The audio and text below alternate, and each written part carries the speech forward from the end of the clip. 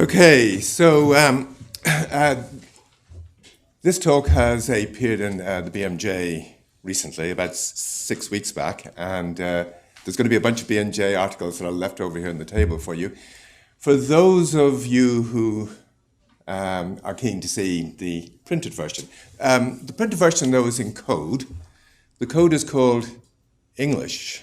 The lecture is going to be in a slightly different language. It's going to be a bit more forthright. You'll also be able to get the word-by-word account of what I say if you email either me or Postgrad here, and you'll be able to get the slides, and you'll be able to get the BMJ article, and hopefully it's going to be video recorded too, and you can get that. So this is a little over 4 years ago, and this is my shoulder, and this is a Friday morning, and I come into A&E, and Mr. Azurza fortunately sees it and says, that shoulder needs a plate in it, okay? So later on that afternoon, I get a plate put in my shoulder, and I'm back at work on Monday morning.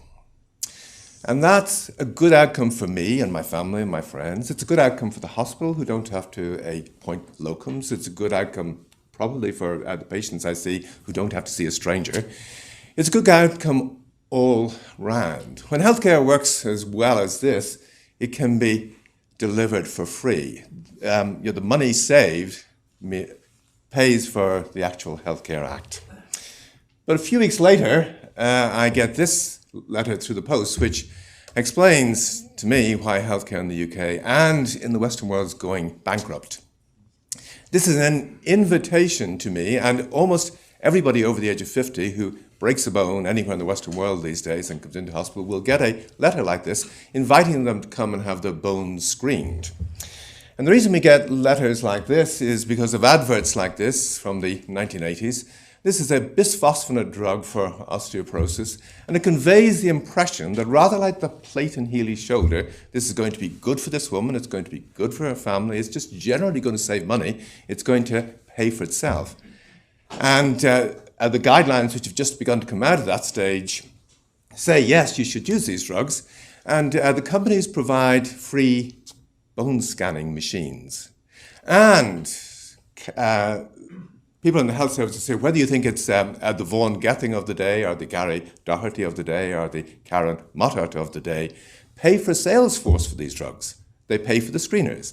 They pay for the auditors who have to be put in place when things don't seem to be working out right. They pay for the managers who manage a failing service, because these drugs don't work like the plate in Healy's shoulder. How you broke your Oh, hang on. They cause a bunch of problems in addition to the fact that we pay for the drugs being used. One of the things that's great from a pharmaceutical company point of view, of course, is that they're able to say, what do you mean our high-cost drugs? The drugs budget is only 10% of the NHS budget, which it always has been. And it's only 10% of the NHS budget because we are paying for the screeners and auditors and managers. That's what keeps the drugs budget apparently low. But anyway, these drugs cause a range of problems. Here's just one of them, which is a pretty awful one. But apart from that, they cause problems in the sense the guidelines recommend them, which means that people like me or anyone else who has a touch of bone thinning doesn't keep fit and doesn't go out and be active and mow the garden and things like that because we've got thin bones. We take a pill instead, which is just not a good idea. Companies and politicians all have a get-out clause, which is, well, this is to do with aging, and you'd expect as we age we're going to need more drugs and more services. But in fact, as the next slide shows you, that's just all wrong. This is Bart Simpson being told by Homer to pull yourself together. What the slide brings out is that we've lost a certain amount of wisdom. Just as we've lost the ability to tell people over the age of 50 to keep fit and be active and don't take a pill, now kids get screened the whole time, and the guidelines recommend antidepressants, and we are paying for the screeners and the auditors being put in place and the managers to run a failing service because, as Jeremy Hunt says, children's mental health is the greatest point of failure in the NHS. This is 3 years ago. Okay? Now, the whole point about this is it's nothing to do with aging. Exactly the same thing that's happening in the osteoporosis field is happening in children's mental health. Why should things be going wrong? Well, There have been 30 controlled trials of antidepressants in children who are depressed, all negative. This is the greatest concentration of negative trials for any indication anywhere in medicine ever. Yet antidepressants are now the second most commonly used drugs by teenage girls. Even the trials that led to Prozac being approved are negative. How could this happen? Well, almost all the trials for the osteoporosis drugs and the statins and the antidepressants are ghostwritten. Ghostwriters don't look like this. They are usually women in their 30s and 40s who've got PhDs and who write extraordinarily well and who have their names on more articles than people who win Nobel Prizes. And what they do is what you see here. This is a page from a Pfizer document laying out how they're handling the articles and all the trials that have been done on their SSRI Zoloft. And here's the PTSD page. What you'll see over here on the right, and as I say, you can have all of the slides so you can look at them more closely afterwards. The trials have been done, the paper's been written. One is going to the New England Journal of Medicine, the other is going to JAMA, and most of us figure if articles appear there, you have to believe them. This is the truth. It's a bit like the Bible. And over on the left, you see author TBD, to be determined. The company is going to pick out the academics that suit the marketing profile they want for this drug.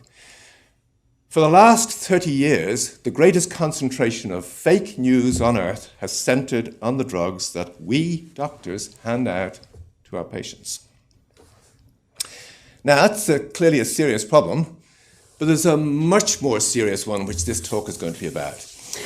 The first few slides that you've seen are given to a talk that I've recorded beforehand here, and you can have the link to that as well, which is all about trying to look at the consequences of this for the way you work here. But I want to look now at a deeper problem, you, and your belief in controlled trials, and the idea that if they were done by angels, all the problems that I've just talked about could be sorted out.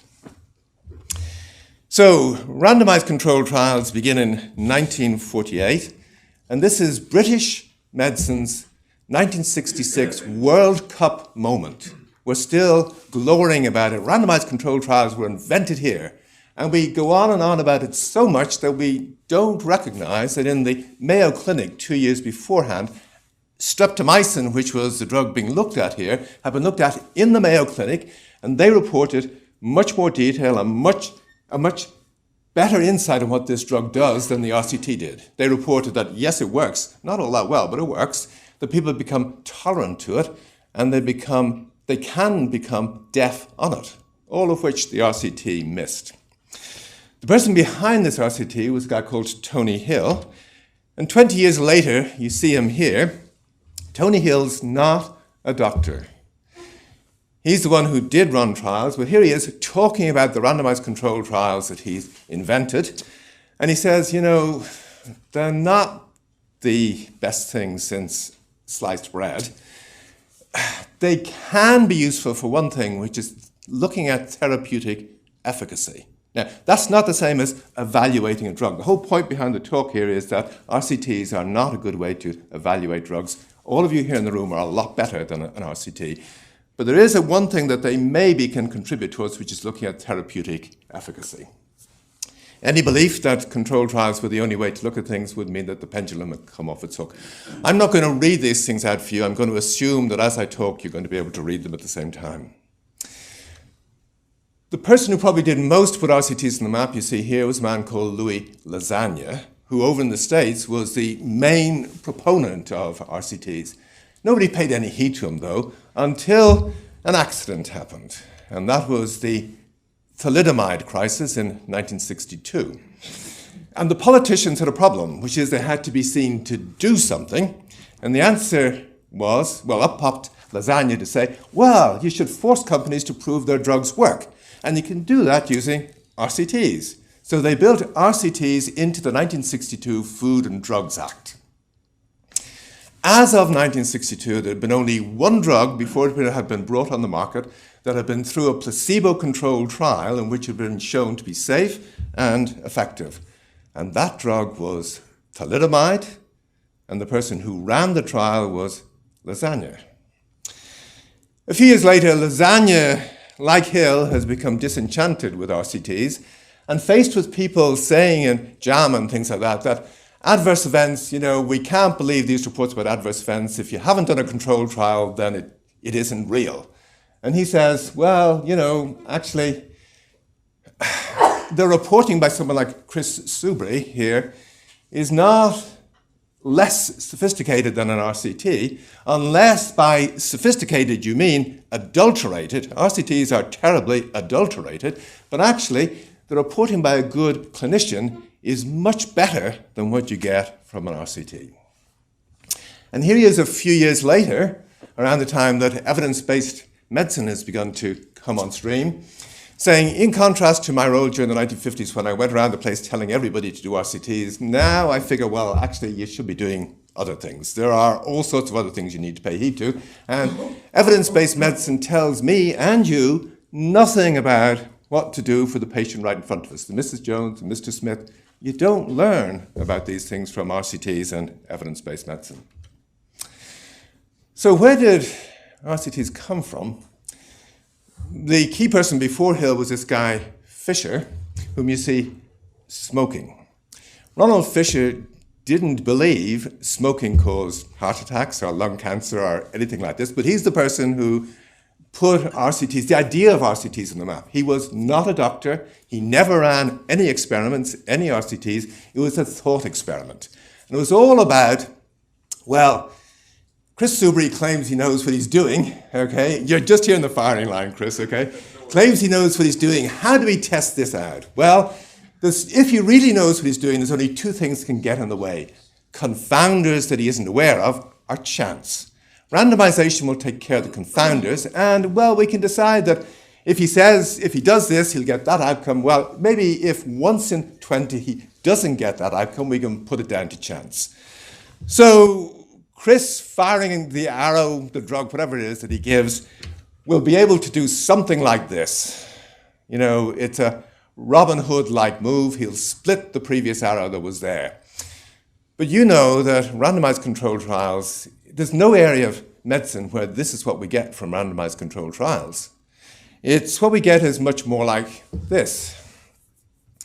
And we're led to believe that randomized controlled trials give us gold standard knowledge. Well, the only reason you believe this is because randomized controlled trials have become the standards through which companies make gold.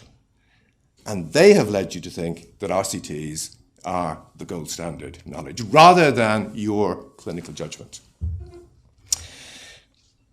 Well, there's a get-out clause here. The BMJ have been saying since before the Berlin Wall came down that we don't use p-values anymore. We use confidence intervals.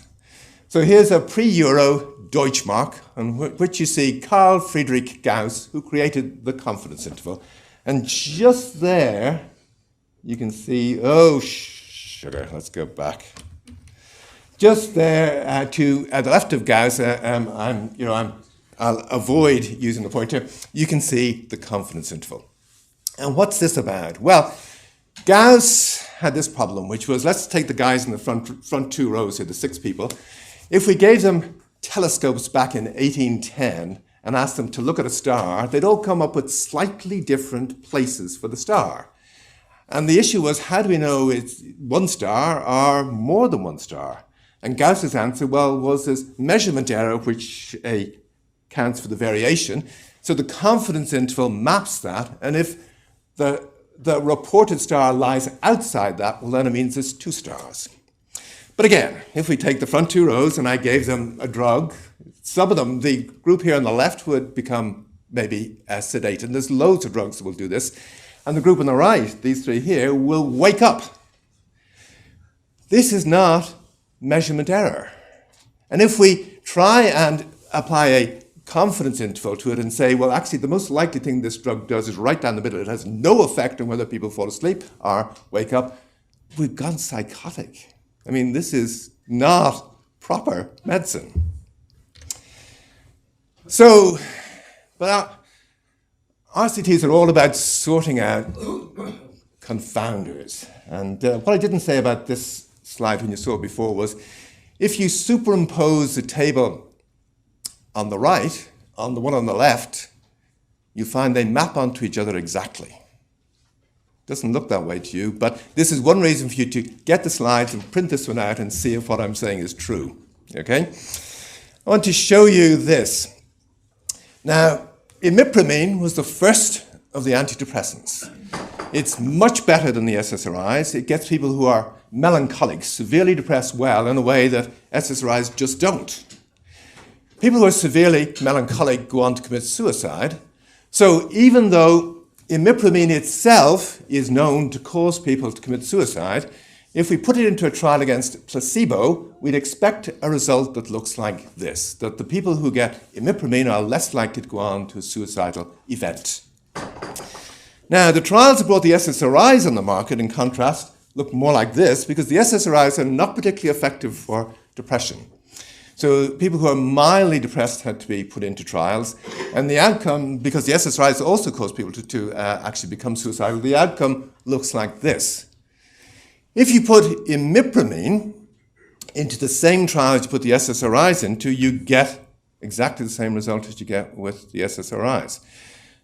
So there's 2 points to take from this. One is that we call these drug trials. They're not drug trials. Drug trials will be what gets done in a healthy volunteer, where you're more likely to see the drug's effect. It's a trial of the drug. These are clinical trials. The second thing is that RCTs don't show you cause and effect.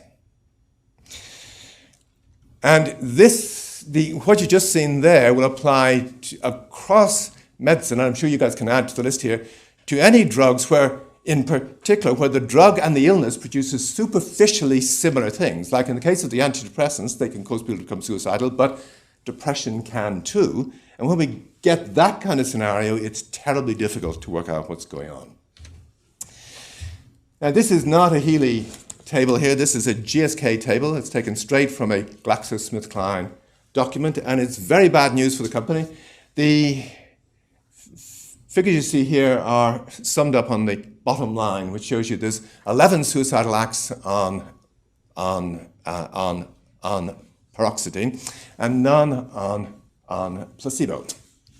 It's so bad for the company that they've probably omitted at least one suicidal act from these trials, and they've omitted a bunch of trials completely.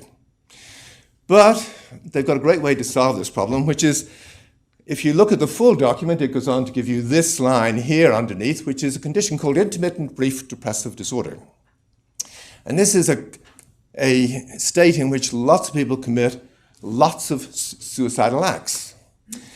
And the data from these trials doesn't look all that good either, and this data, again, probably isn't accurate.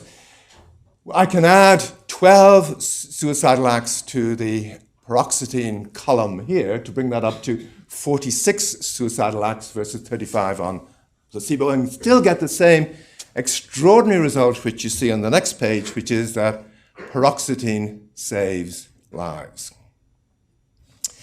This will happen anytime a condition we're treating is heterogeneous, as depressions are, as diabetes is, as Parkinson's is, as breast cancer is, as hypertension is, as back pain is. Pretty well everything we treat is heterogeneous, and that being the case, you can use a problem a drug causes to hide a problem a drug causes, but equally, benefits the drug causes may be hidden also. So now, hopefully that's shaking you a little bit, but I want to take you on to what I think is the pièce de résistance, which is, I'm sure if we took all of you here in the room and asked you, almost everybody would say, well, sure, RCTs aren't perfect for adverse events. There's a few rare ones, or ones that happen only when you've been on the drug for ages, like the spiral fracture of the femur, that RCTs don't show, but other than that, they're pretty good. Well, assuming no one here has had an SSRI, if I put all of you on an SSRI for the first time at the start of my talk, by the point we've got to now here in the talk, everybody would have, well, almost everybody would have suffered the single commonest effect of these drugs, which is your genitals would be numb to some extent. mildly or severely. You'd notice it. This is the single commonest thing these drugs do. But RCTs can make even that, a thing that happens almost instantly, and is the commonest thing a drug does, vanish. Let me show you how. The story begins here with Frank Ade, who's the discoverer of amitriptyline in 1960. And this is a great drug, like the early drugs for treating people who've got melancholia. Melancholia causes people to be uninterested to make love and things like that. They just don't. But even so, Ade, within the first year of this drug being on the market, was able to say amitriptyline causes sexual dysfunction. And he had no problem saying he was unencumbered by RCTs. This is pre-1962. And also was keen, a drug that you'd have thought he was keen to preserve and shine up and say, this is my drug. He was prepared to admit the problems it could cause.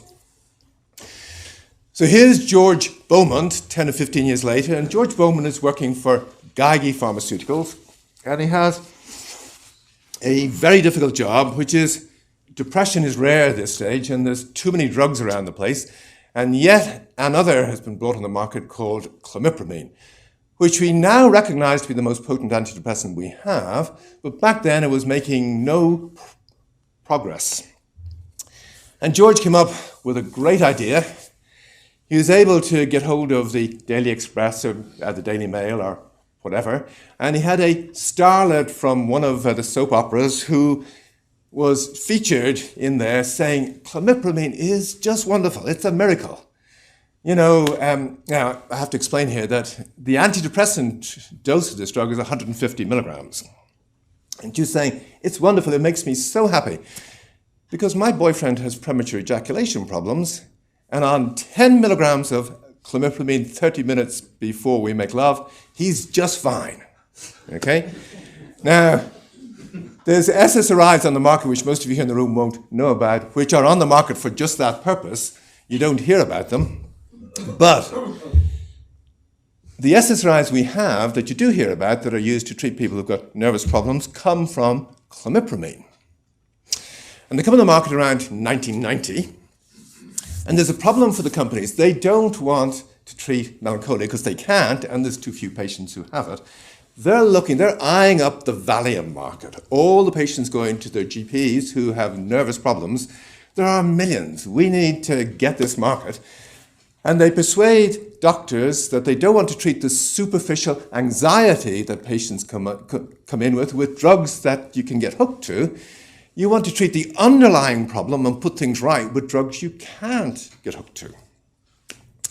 Problem is that in the healthy volunteer trials before these drugs came on the market, healthy volunteers got hooked after 2 weeks on an SSRI, and the symptoms they had trying to come off them after 2 weeks were they were anxious and depressed. Okay? And 3 years after paroxetine comes on the UK market, there are more reports from doctors like you of people being hooked to it than there were from 20 years of all of the benzodiazepines combined. But in the healthy volunteer trials, one of the things that happened was healthy volunteers became sexually dysfunctional, severely so. Up to over 50% were severely dysfunctional, and this actually persisted after the drug was halted. But the label of the drug, when the drugs came on the market, said less than 5% of people in our clinical trials had sexual dysfunction. So how does more than 50% or possibly close to 100% become less than 5%? And the answer is RCTs. Because RCTs focus on a primary endpoint, the therapeutic efficacy thing. And if it's not the most common thing the drug does, if God didn't make SSRIs to treat people who had nervous problems, but it's just the companies figured this is where we can make money from, all sorts of other things could be happening to patients. They could turn blue and grow feathers, and the investigator just does not see it. Okay? So, sexual dysfunction vanished. Even though some years later, about 10 years later, I was faced with a lady that came into me and said, "Doctor, I'm having problems as regards making love after the SSRI I was put on." We were trained to say, well, look, yes, this can happen, but once you come off the drug, everything will be fine. And she said, no, I've been off this drug for 3 months, and I can take a hard bristled brush and rub it up and down my genitals and feel nothing. You don't forget a moment like this. I made a mistake. I should have written it up.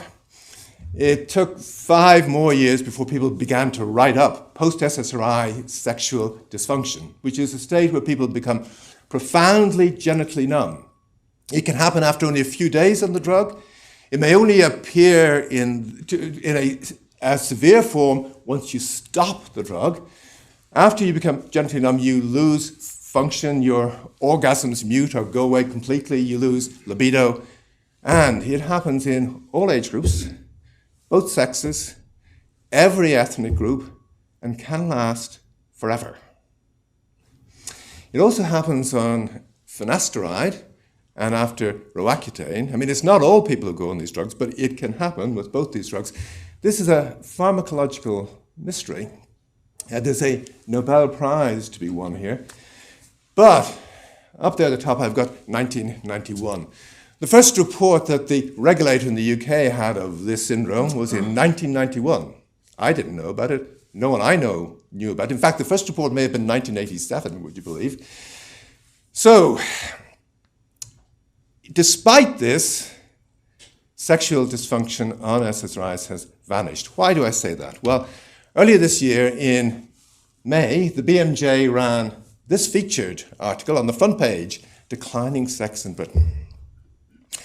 And they put it down to people being depressed.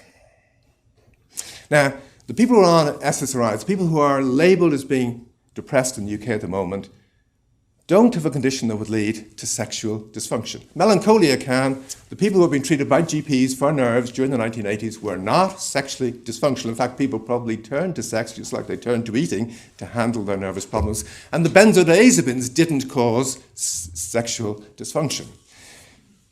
But the BMJ mentions depression and not antidepressants.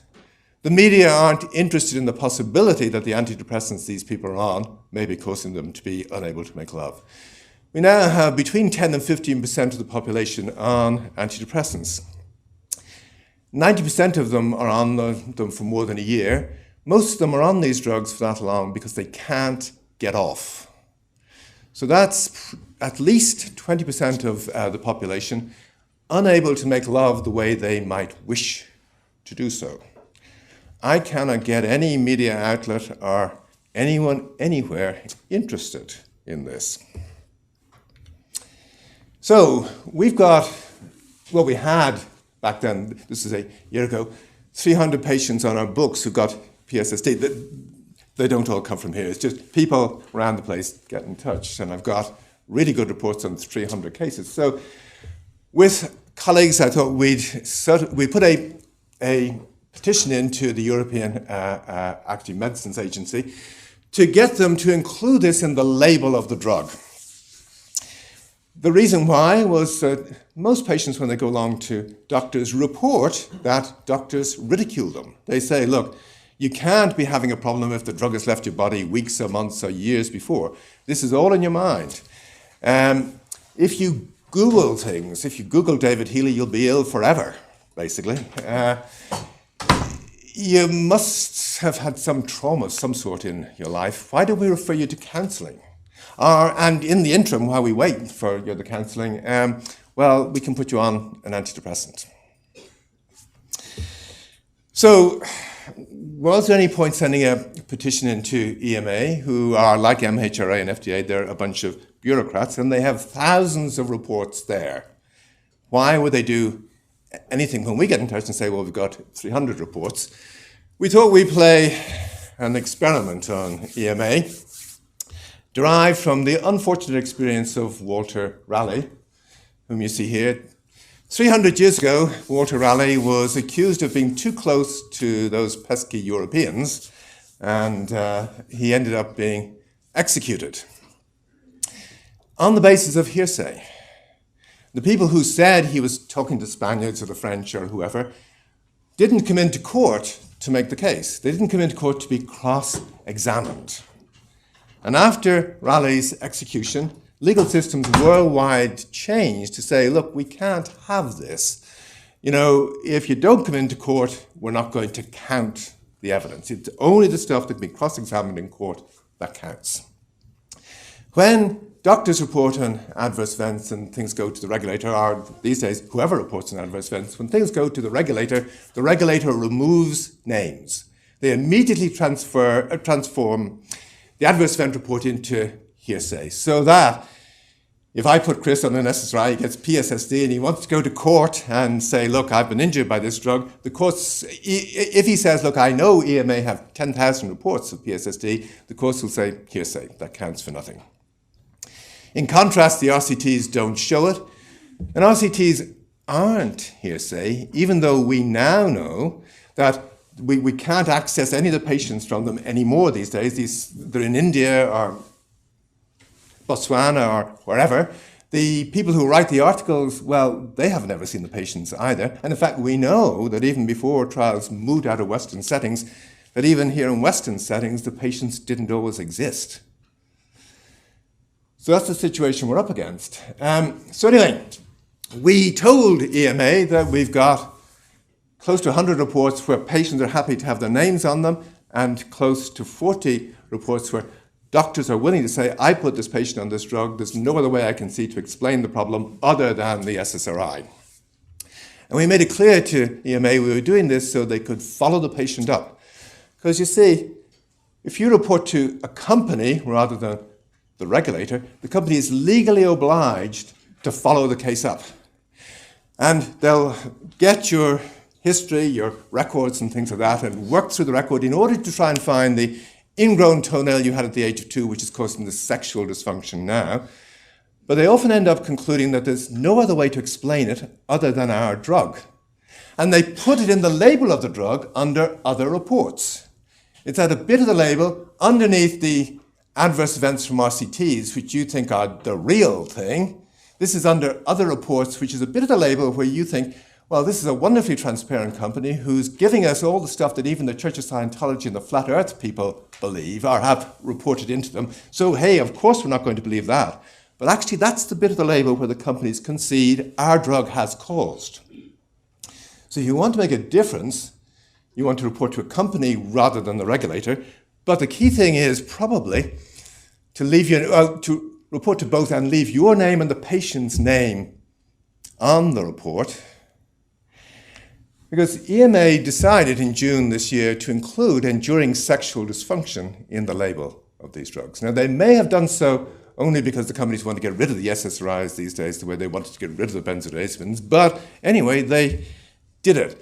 But the question is, you've got to make clear to people that you're giving your name so you can be cross-examined, if need be, in court. It won't be in court, but it'll be by the regulator or the company. The question is, do you have the courage to do it?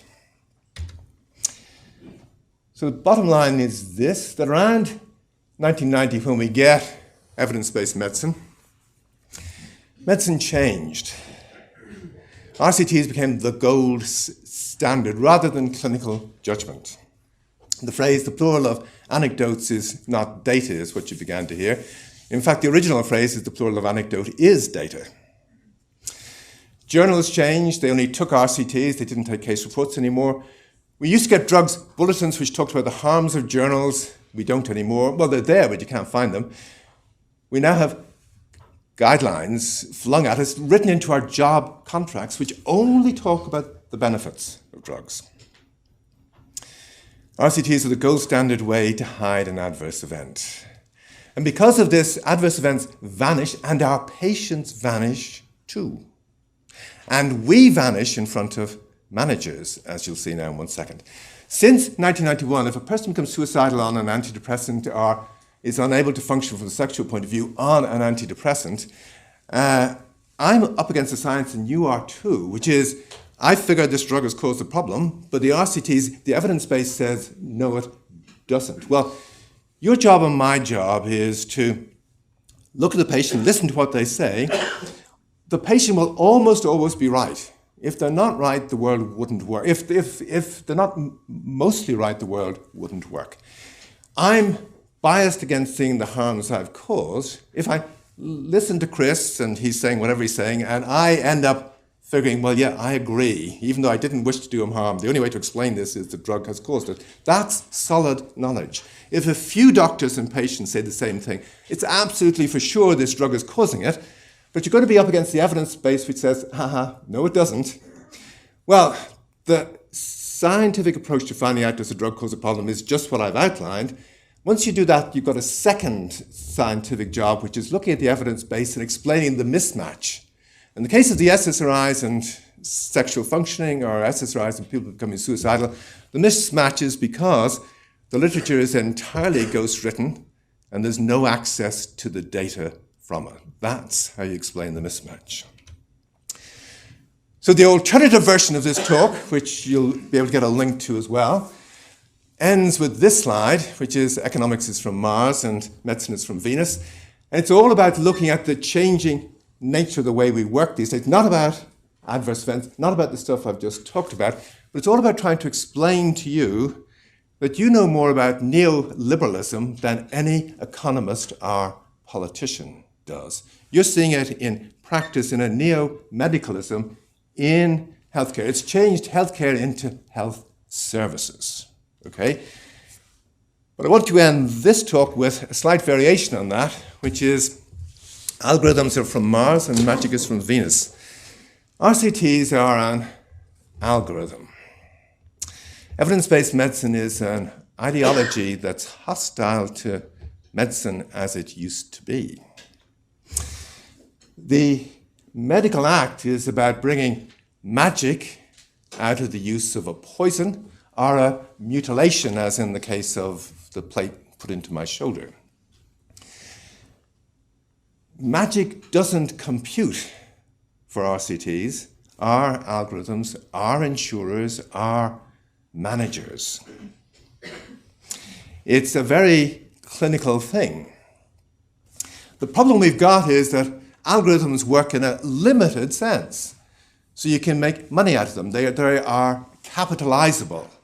Your judgment isn't capitalizable in the same way, so this puts us up against the algorithms. But what you get from your judgment is social capital. When Mr. Azurza puts the plate in my shoulder, and I figure he'd have done the same thing for himself or for his family if he was faced with an x-ray of their shoulders that looked like mine, even if things go wrong, there's a trust there and we've got a social capital we can build on. If he tried to persuade me to take an osteoporosis drug and things went wrong, and I figured at the end of the day he wouldn't have taken it himself, that's a betrayal and a loss of social capital. That's what we're working with, and we've got to try and find some way to make sure that people hear us on just this point. Partly because in the case of a condition like PSSD, which, as I've said to you, is a pharmacological mystery, if we can work out how to produce an enduring benefit from a drug as opposed to just a problem from a drug, think of all the good. I mean, one, where you'd actually halted the drug, think of all the good that could be done. In terms of PSSD, you're probably thinking antidepressants and the brain, it must be in the brain. It's not. It's a real mystery where this condition lies. It's probably in the periphery. It's in our skin and things like that. And there's less of us in our brains and more of us in our bodies than we think. This is a real mystery. But if we're going to plumb mysteries like this, and the single best way to plumb these mysteries happens when one of us gives a patient a drug. If we're going to plumb these mysteries, we need to put aside evidence-based medicine and start practicing relationship-based medicine. Thank you.